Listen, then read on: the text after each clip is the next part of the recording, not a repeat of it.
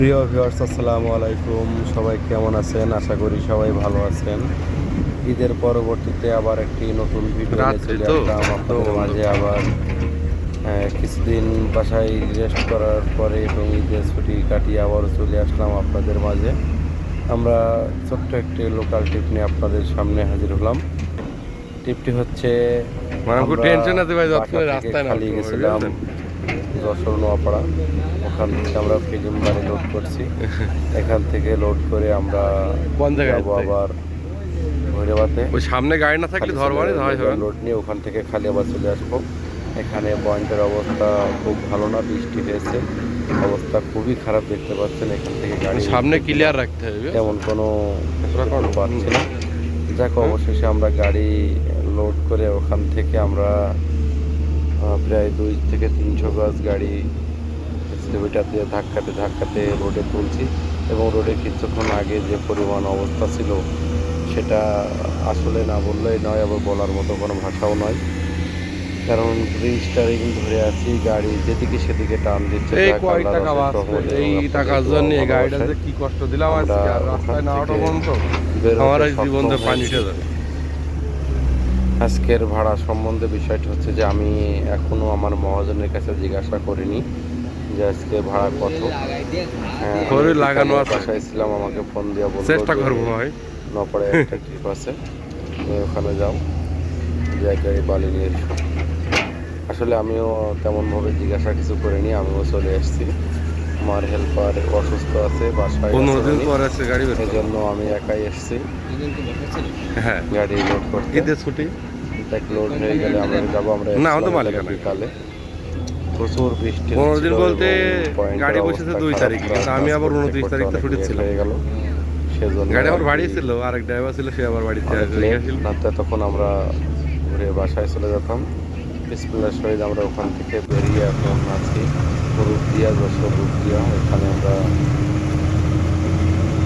বার হচ্ছি। তারপরও যতটুকু সম্ভব নোয়াপাড়া থেকে ভাড়া তো 15,000 টাকা নিচে সম্ভব না, যেহেতু 7,000 টাকা তেলই 6,000 টাকা তেলই লাগবে।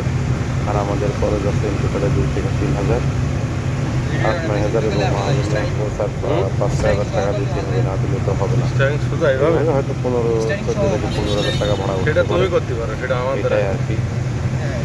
ঈদের পরে আমরা এইসব ভিডিও করছি না, করেছি, এসবগুলো দাও সব সম্পূর্ণ ভিডিও বিস্তারিত আপনাদেরকে বলে ভিডিও আমার দিয়েছি একটু এবং দেখে তো গাড়ি খালি করা পর্যন্ত সম্পূর্ণ আপনাদেরকে দেখাবো। ওই যে লোডের ওখানে এক দুমিনিট করলাম না, সাবস্ক্রাইব ওখানে 1-2 মিনিট করবো, যেখানে খাতে যাবো খাতে যাবো সেখানে এবং 1 লাইক মিনিট করবেন, করবো। শেয়ার করবেন এবং কমেন্টের মাধ্যমে আপনারা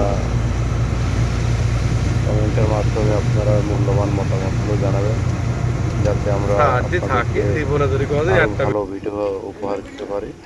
দেখে আমরা সকালে আনলোড পয়েন্টে পৌঁছে গেছি। দেখছেন পেছনে ব্যাগডালা খুলে আমরা এখানে বালিগুলো নামিয়েছি। এখন সামনে থেকে গাড়ি খালি করছে, দেখতে পাচ্ছেন। আলহামদুলিল্লাহ, আমরা গাড়ি খালি করে আবার আমরা পাম্পে যাব অথবা গাড়ি কাজ করতে কালীগঞ্জ যাব। আমরা যেখানে যাই না কেন পরবর্তী ভিডিও আবার আপনাদেরকে দেখানোর চেষ্টা করব। সে পর্যন্ত আমাদের সঙ্গে থাকবেন এবং লাইক করবেন, কমেন্ট করবেন, শেয়ার করবেন, মূল্যবান মতামতগুলো জানাবেন। ঝাঁটা দেবো, সুন্দর করে ঝেড়ে দেবো। সত্যি বা আপনাদের কমেন্ট অনুযায়ী কথাগুলো গাড়ি ভালো বডিটি ভেঙে গেছে, ঝালাই করবে এখন যে। তা এরপরে ভর্তিতে আমরা কালীগঞ্জে গাড়ি কাজ করানো হোক আবার বা টিপে যাই না কেন, সেটি আবার আপনাদেরকে দেখাবো। আব্বা কনে সঙ্গে থাকবেন।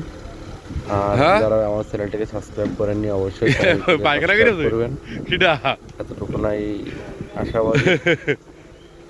না আমার ভাই গাড়ি খালি আলহামদুলিল্লাহ শেষ। আমরা গাড়ি খুলে করে পাম্পে আমরা তেল নিলাম। তেল নিয়ে তেল লাগলো 5,600 টাকা তেল লাগলো। এখন আমরা গাড়ি এখানে সাইড করলাম। সাইড করার পরে মহাজনের সাথে কথা বললাম, উনি বললো ঠিক আছে, তুমি গাড়ি সাইড করে বাসায় যাও, যে ফ্রেশ হয়ে খাওয়া দাওয়া করে একটু ঘুমাও, রেস্ট করো। এই জন্য আমরা পাম্পে গাড়ি সাইড করে বাসায় চলে যাচ্ছি। পরবর্তী ভিডিওতে অবশ্যই সাবস্ক্রাইব করুন। আসসালামু আলাইকুম।